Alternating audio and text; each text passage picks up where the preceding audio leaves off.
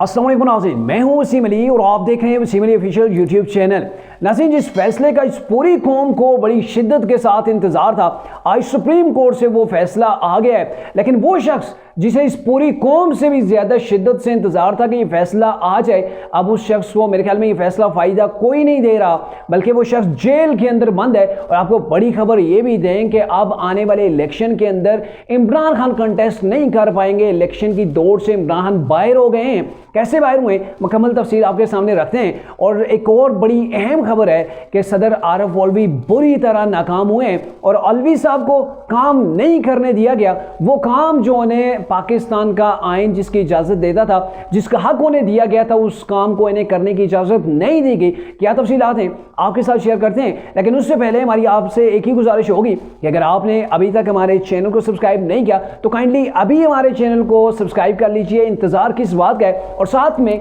Bell icon को जरूर press कीजिएगा ताकि हर हमारी आने वाली वीडियो का नोटिफिकेशन आपको बराबर मिलता रहे।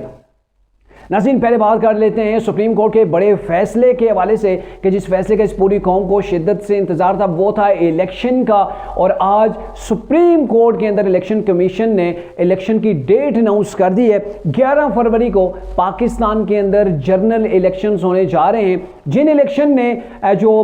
जैसे इस असम्बलियों को तोड़ा गया था, तलील किया गया था, उसके हिसाब से आने वाले 5 दिनों के अंदर अंदर इलेक्शन होने थे। उसके 90 दिन जो है वो आईनी तौर पर पूरे हो रहे थे, लेकिन हल्का बंदियां की गई, उसके अंदर उन चीज़ों को आगे बढ़ाया गया। और अब इलेक्शन 11 फरवरी का इलेक्शन कमीशन ऑफ पाकिस्तान ने टाइम दे दिया। अब आपको मज़े की बात बताएं कि ये जो इलेक्शन का आज जो अनाउंस की गई उसकी डेट इलेक्शन कमीशन की जानब से की गई है, जबकि पाकिस्तान का आइन इख्तियार सदर पाकिस्तान को देता है। लेकिन सदर पाकिस्तान बुरी तरह नाकाम हुए हैं। सदर पाकिस्तान को किसी ने काम नहीं करने दिया।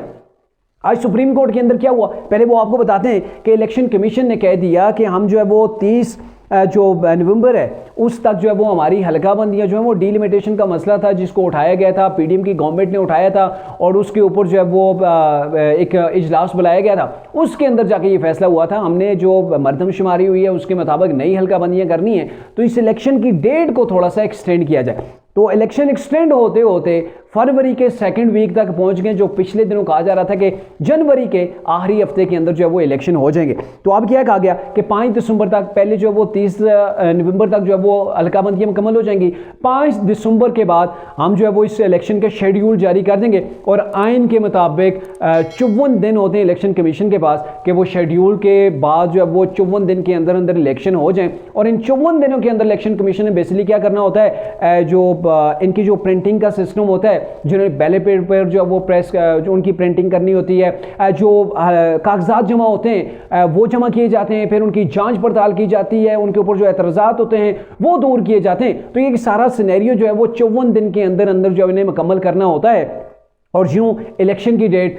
11 फरवरी की जो है वो इलेक्शन कमीशन की जानिब से दी गई। अब बड़ा क्वेश्चन ये है कि चूंकि सुप्रीम कोर्ट ने आज इलेक्शन कमीशन को, अटॉर्नी जनरल ऑफ पाकिस्तान को कहा है कि आप सदर पाकिस्तान के पास जाएं, अब उनके पास जाएं, मशावरत करें और मशावरत से उन्हें जो वो अगर वो कायल होते हैं तो ठीक है, तो बता दें कि आप इलेक्शन की डेट कौन सी है, रिपोर्ट आके आपने कल सुप्रीम कोर्ट के अंदर जमा करानी है। तो बेसिकली जो पाकिस्तान का आइन है वो सदर पाकिस्तान को राइट देता है कि आप इलेक्शन की डेट अनाउंस करें। लेकिन क्या हुआ, बड़ी मैच्योरिटी के साथ एक गेम डाली गई सदर पाकिस्तान के साथ, और सदर पाकिस्तान को एक बारीक सी डोरी के साथ बांध के रख दिया था पीडीएम ने और मेरे ख्याल में इदारों ने भी, क्योंकि इदारों का भी इसके अंदर कंट्रीब्यूट लाजमी तौर पर पाया जाता है। क्या हुआ कि एक आइन के बजाय कानून साजी की गई, इलेक्शन का जो एक्ट था उसके अंदर तरमीम की गई और उसके तहत जो वो इलेक्शन की डेट अनाउंस करने का जो इख्तियार सदर पाकिस्तान के पास था उसको उनसे छीन लिया गया।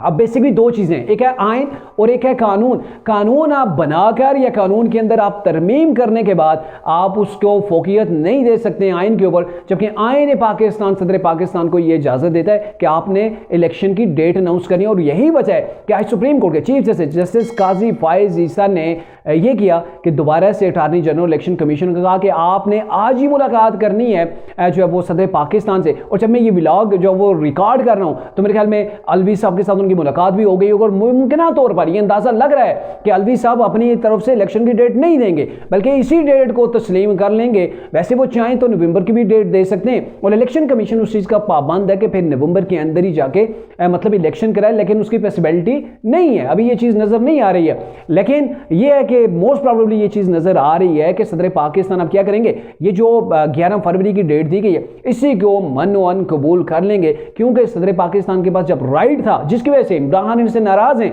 इमरान खान शदीद किस्म के नाराज़ हैं अलवी साहब से, क्योंकि अलवी साहब पहले तो ऐवान सदर को उन्होंने बनाए रखा, तरीके इंसाफ का एक आप कह सकते हैं ऑफिस था,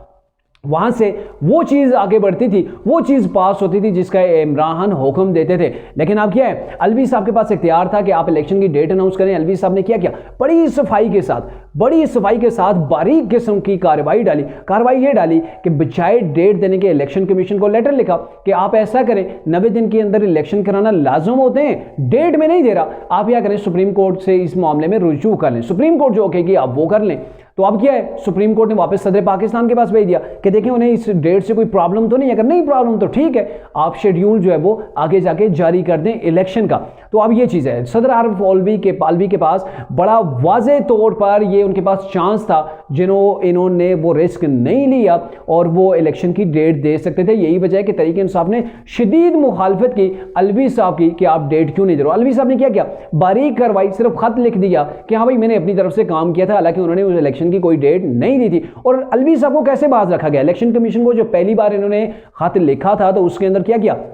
इलेक्शन कमीशन ने कहा हम आपसे नहीं मिलेंगे, हमारा आपसे मुलाकात का कोई जवाब ही नहीं है, आप सदर पाकिस्तान ऐवान सदर के अंदर जो है वो हम खुशी से आएंगे लेकिन इलेक्शन के ऊपर बात नहीं कर सकते, आपके पास ये राइट ही नहीं रहा है। इलेक्शन कमीशन ने आंखें दिखाई अलवी साहब को और अलवी साहब दबक के बैठ गए और इलेक्शन कमीशन की पोस्ट बनाई करने वाला कौन था, पीडीएम की उस वक्त गवर्नमेंट थी। और पीडीएम की गवर्नमेंट ने और इलेक्शन कमीशन ने और मोस्ट प्रोबेबली जाहिर है इसके अंदर इदारे भी इन्वॉल्व होंगे जिन्होंने सदर आरिफ अलवी को आप कहते हैं ना वो चुश्कने नहीं दिया, इन्हें फड़कने भी नहीं दिया कि भाई आप कैसे डेट दे सकते हैं, इन्हें नहीं दिया। हालांकि इनके पास आइन के अंदर वाज़े ये चीज़ मौजूद है कि सदर पाकिस्तान इलेक्शन की तारीख दे सकता है। और सदर पाकिस्तान को कैसे बांधा गया, यहाँ पे एक कानून के अंदर तरमीम करके अमेंडमेंट की गई और फिर सदर पाकिस्तान ने कहा भाई ठीक है अब तो मेरा ये दायरा इख्तियार ही नहीं रहा है, तो ये चीज़ हुई और इसके अंदर आप कह सकते हैं मुकम्मल तौर पर वो फ्लॉप रहे। अब दूसरी बात कि सुप्रीम कोर्ट के अंदर ये केस काफ़ी टाइम से पड़ा हुआ था, इस दरख्वास्त के ऊपर सुप्रीम कोर्ट ने समाअत ही नहीं की थी।